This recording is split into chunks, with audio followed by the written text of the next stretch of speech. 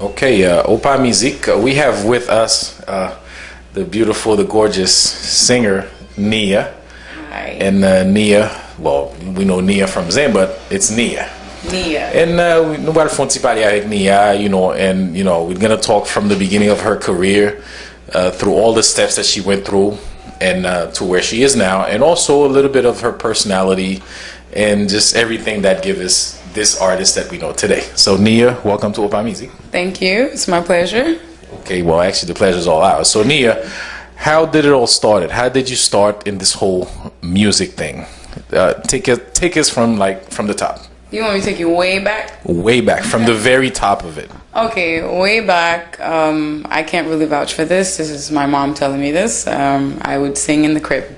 So from the crib, I've been singing.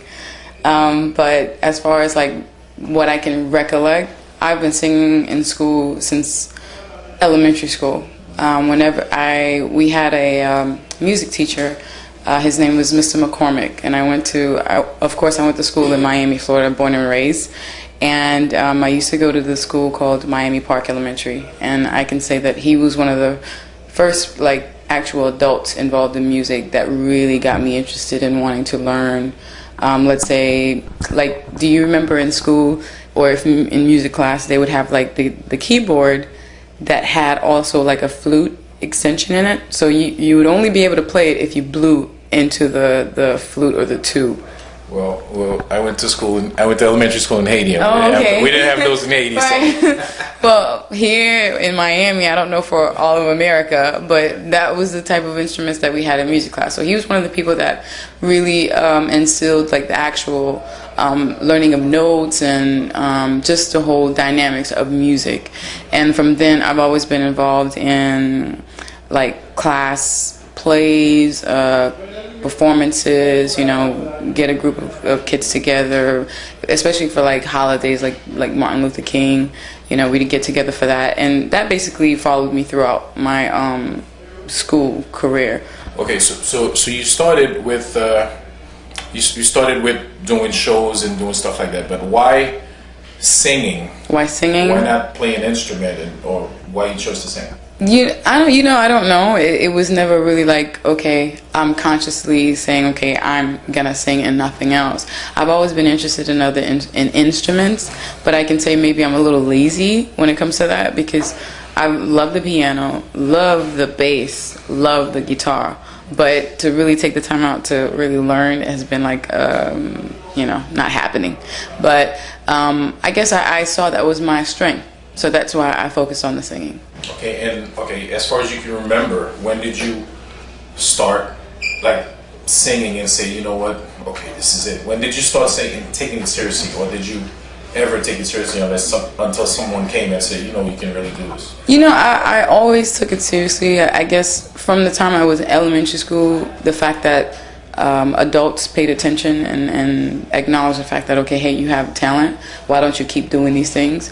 I guess from that moment on, because when I was about 12, 13, I was actually in an R&B group with other girls, and we were doing it on a very serious level where we wanted to get signed. We worked with a local producer, his name was Will, and we went to the studio in South Beach, we recorded music.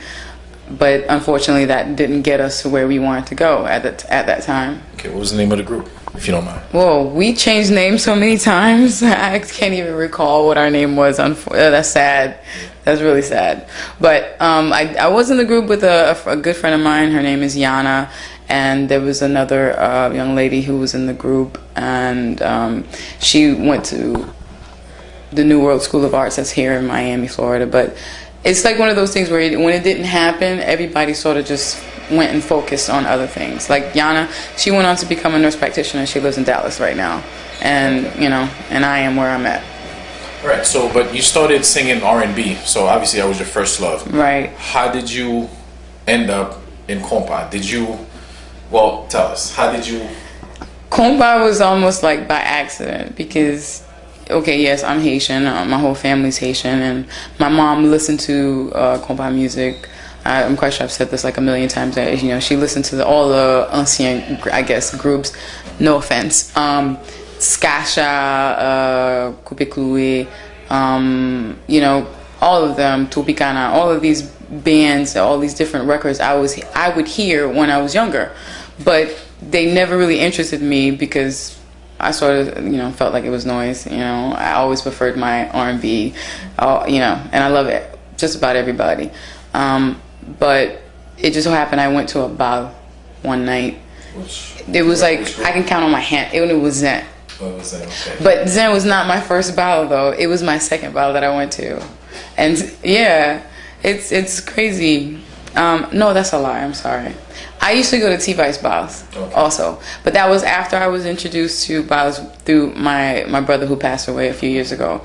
He was the one that introduced me to my first bal, me and my cousin, and we just did not have a good experience. It was just bad, and I was like, never again. I'm never going to go to another compa party or, stay away from these Haitians, But it just so happens I go to another bal with my cousins, and it happens to be a Zen bal at that time.